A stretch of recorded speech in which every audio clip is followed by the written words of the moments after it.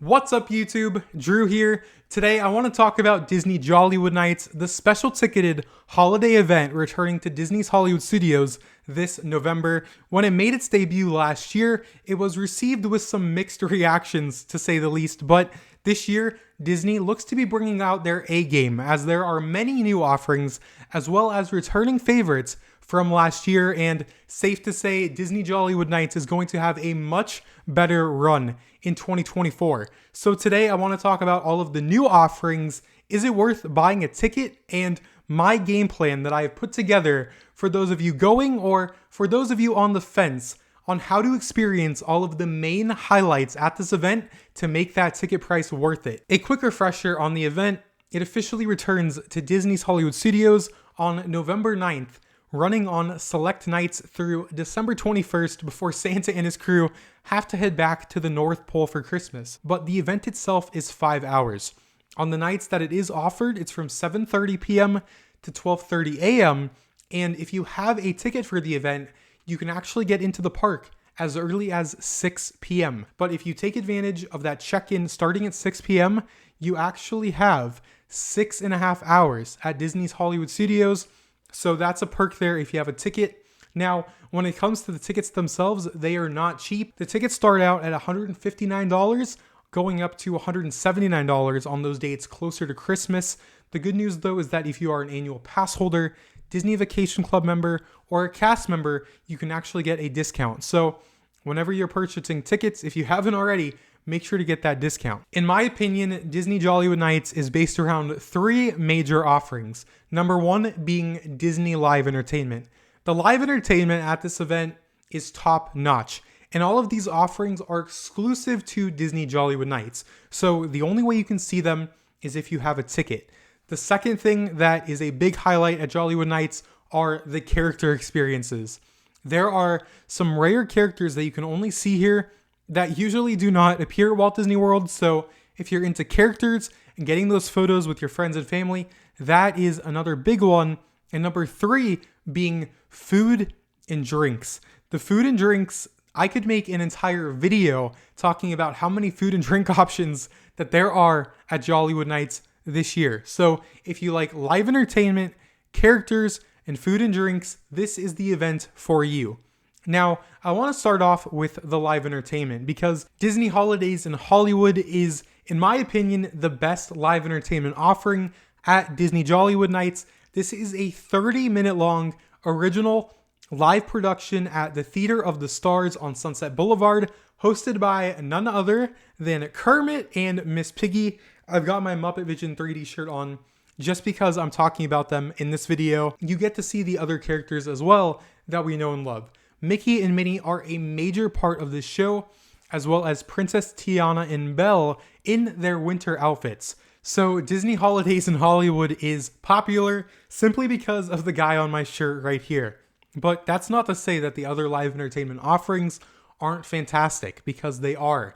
The other highlight being Tim Burton's The Nightmare Before Christmas sing-along over at the Hyperion Theater. This show is roughly 23 minutes long, and my favorite part about this show is that Disney Live Entertainment actually reuses that incredible Jack Skellington puppet that was first used over at Mickey's Not So Scary Halloween Party. What's cool about this show is that the two main performers actually don't speak at all.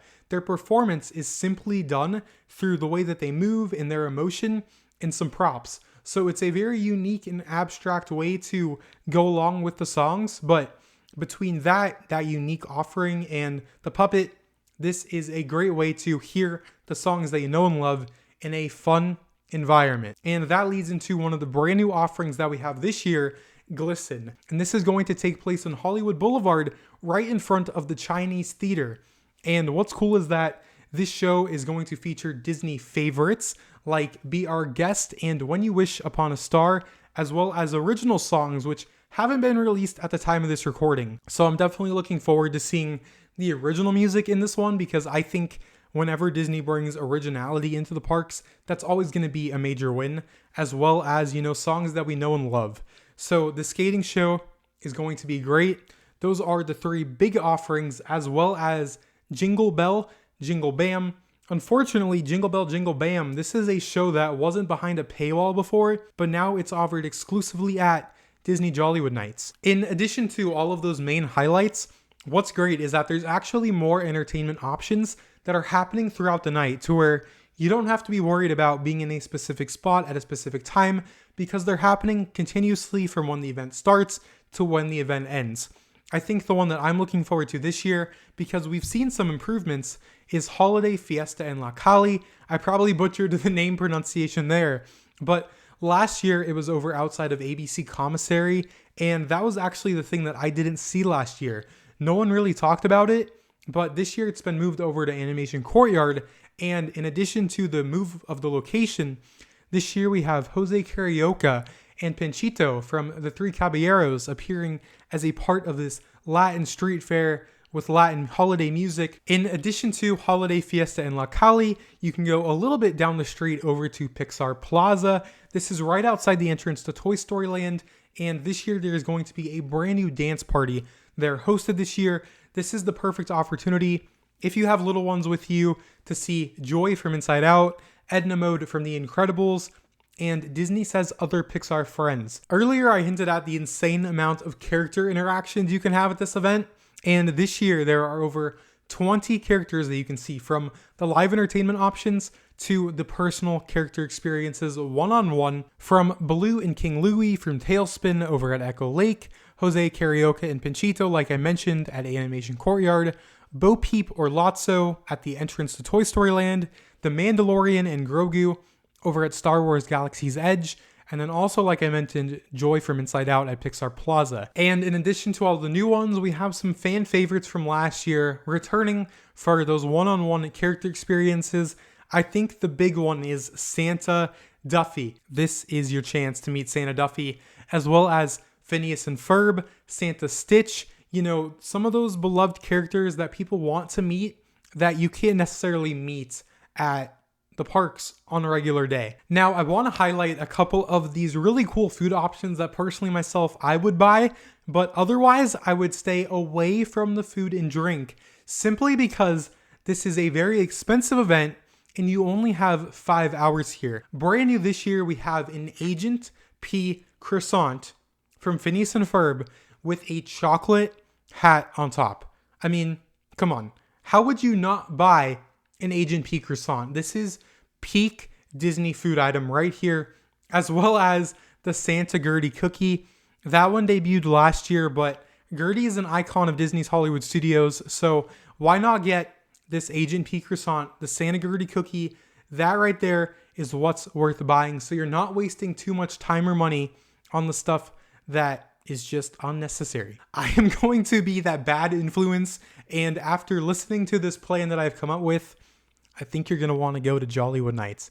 You're going to want to go and experience all these things with this plan that I have put together. My biggest tip overall for Disney Jollywood Nights is that if you are considering buying a ticket and you haven't already, what I would do personally is I would not buy a park ticket. If you are coming out here for multiple days on vacation for the holiday season, do not buy a park ticket for the night that you are considering going to Jollywood Nights, because you can get into the park at 6 p.m. and that would give you over 6 hours of park time just from this event ticket alone.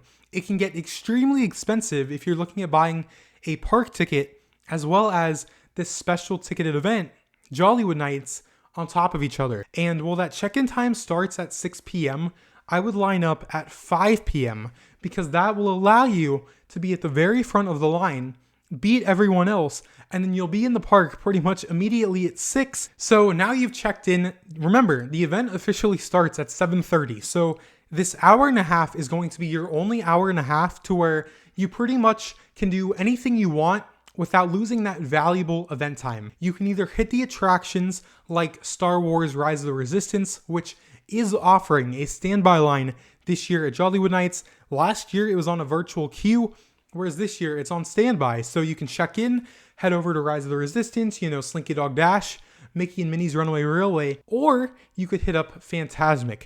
Fantasmic starts at 6:30 on Disney Jollywood Nights, nights where the event is offered. So that would basically give you 30 minutes from check-in time to when Fantasmic starts at 6:30. And what I love is that because Fantasmic is starting at 6:30, it's not cutting into any of the event time once the event starts at 7:30. 6:30 is a full hour before the event officially starts. Once the event begins officially at 7:30, this is where I personally would get in line for the first performance of Disney Holidays in Hollywood. Again, that's the show with Kermit and Miss Piggy at 7:30, because the first official showtime is at 8:15. So I would use this first 45 minutes of the event, secure your spot in line, get a great seat for that show, and then that will confirm and guarantee that you are going to see the most in-demand show. Get it out of the way early on so you're not worrying about missing it for the rest of the night. All right, so 8:15, you see that first performance of Disney Holidays in Hollywood, and then 30 minutes later when that show ends, it's now 8:45 p.m. Well, what do you do next? This is where I would head over to in front of the Chinese theater to catch a spot for the brand new skating show, Glisten. And this would give you a 30-minute window from when Holidays in Hollywood ends to the next performance of Glisten at 9:15 p.m. And the reason why I'm suggesting to see Glisten at 9:15 is because this will keep you in the same exact spot to where you're not going back and forth for the one and only showing of Jingle Bell, Jingle BAM at 10 p.m. If you're staying in that same area, seeing Glisten and then Jingle Bell, Jingle BAM back to back, that is going to make a very efficient use of your time to where you're not wandering around the entire park. So Jingle Bell, Jingle BAM, it's a 15-minute long show that will put you at 10:15 p.m. Now, this is where I would suggest for the next 2 hours from 10:15 p.m. to 12:15 a.m., you could pretty much do whatever you want. You could either go on more attractions, you could get in line to meet some of those characters, you could go check out the merchandise or food, or you could check out some of those continuous entertainment offerings like I mentioned earlier. You know, what's really close to the Chinese theater, you know, after Jingle Bell, Jingle BAM ends at 10:15 is Animation Courtyard. So this would be the perfect opportunity to go check out Holiday Fiesta in La Calle with Jose and Panchito. That is a great entertainment offering that you could go to right after, you know, or you could go over to Pixar Plaza to check out that dance party with Joy, Edna Mode, you know, the characters from The Incredibles. This is essentially your flex time to do whatever you want. What I will mention is that over outside of the Twilight Zone Tower of Terror, this is a really cool area where they actually bring the Tip Top Club to life with some live entertainment. And at this point, because you're past 10:15 p.m., you could catch one of the set pieces either at 10:30, 11:10, or 11:50. So that would give you 3 opportunities to catch the live music being played at the Tower of Terror after you see Jingle Bell, Jingle BAM. Take advantage of those experiences to make the most out of your ticket. Now, this does lead me though, what do you do from 12:15 to 12:30? And this is where you want to catch the final performance of that Nightmare Before Christmas sing-along over at the Hyperion Theater. What's beautiful about this final showtime is that the final showtime for the Nightmare Before Christmas sing-along is at 12:30 a.m. once the event officially ends. I would suggest getting to the Hyperion Theater at 12:15 a.m., you know, rest for 15 minutes, catch that final showtime at 12:30 when the event ends officially, and then that'll put your event end time at 1 a.m. So I think that that is without a doubt the best way to experience Disney Jollywood Nights, because you're going to see all of the major highlights for the event while still having time to do whatever you want. I think that 5 hours on top of that hour and a half that you're going to get from checking in at 6 p.m. makes a ticket worth buying to Disney Jollywood Nights in 2024 with all of these new experiences. It's very nice to see Disney add value to tickets. If they want to talk about making the guest experience better, this is how you do it. So I hope that all of you going to Disney Jollywood Nights have a fantastic time. And if you're considering going, I'm assuming you're going to be buying a ticket soon after watching this one. Thank you to all of you who watched this video. If you are not following me over on Twitter at DrewDisneyDude, make sure to follow me over there, as if any more updates for Jollywood Nights are posted, I'll be sharing them over there. Thanks so much for watching this one, guys, and I'll see you all in the next one.